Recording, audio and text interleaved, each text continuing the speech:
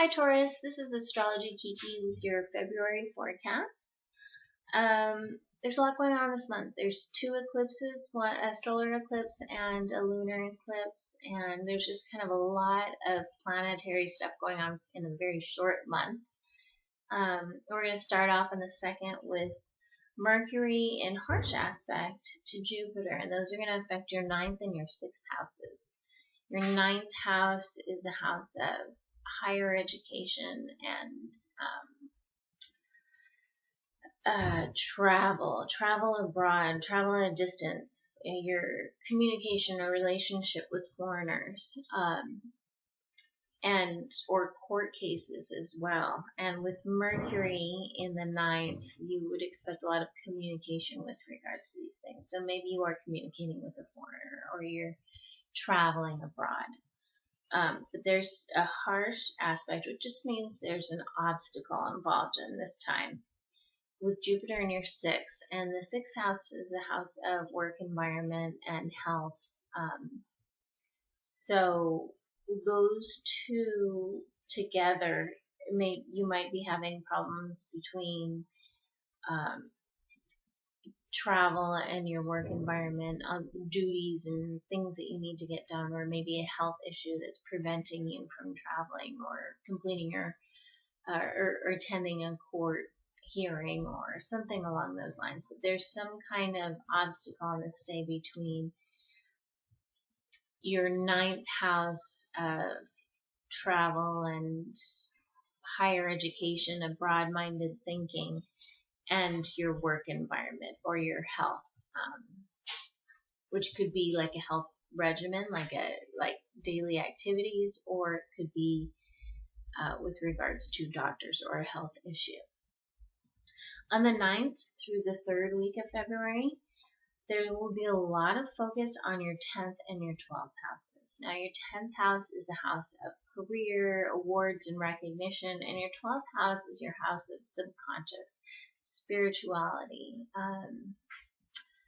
It's things that are kind of kept under wraps, not quite revealed to the public. So with those two, it's a very positive time. There are a lot of positive aspects going on with Mercury, Uranus, Venus is a very easygoing planet, the Sun and Saturn. So you're going to have really a lot going on, a lot of communication, but very good things going on between those two. So at this time, maybe you're planning to do something with your career. Maybe there's something, 12th house is a little bit of the summarizing, the recapitulating stage before you go public with something. So maybe there's something there with regards to your work, and it's all coming together very positively, and there's a lot of communication and focus on it at this time. On the 10th, there's a lunar eclipse in your 4th house. Lunar eclipse, they tend to signify the end of something, and your 4th house is a house of home, family, and property. So, but they're positively aspected. There's a trine with Uranus in your 12th house and a sextile with Jupiter in your 6th house. So, maybe you're changing your work environment. Maybe you're going to be working from home.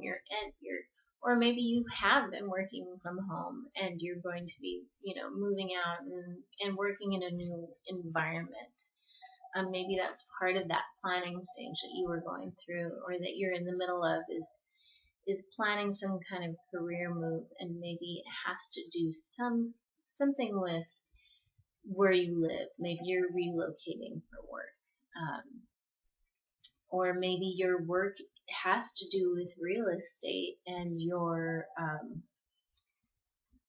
you will be moving into a stage of buying, selling, or leasing. So since lunar eclipses are the end of something, it's not necessarily negative. It just means you're moving from one phase to another. And not everyone's affected the same way. It depends where things are in your natal chart, how you personally will be affected by these. If you want to learn more about that, go to my website at askiki.com, and we can put something together that will just be specific to you. Because I know personally I have two, even though that's positive aspects on that day, my personal nail chart has issues. I have some really negative things going on that day, so I'm a little curious to see how the 10th is going to come along. On the 21st to the 22nd, Mars will be in challenging aspect to Pluto, and those will be affecting your 12th and your 9th houses. So again, another focus on that. 12th house, very subdued, introverted house, as well as the 9th. A common tie there would be some kind of spirituality or centering aspect. But there's something that you will need to overcome on that day, some challenge that you will have to overcome. On the 26th, there's a solar eclipse in your 11th house. And solar eclipses signify the beginnings of things. And your 11th house is a house of networks and financial gain as well. Acquaintances, organizations, committees, charitable work. So maybe you will begin to do something that's much more community oriented. Maybe that's part of that shift in your work and your location. Maybe if you are going from working at home to getting out, more out in the public and more out with people and organizations, and these are long-term trends. So you may just start to see more of a focus on more of an outward, extroverted side. Okay, thanks. We'll see you next month.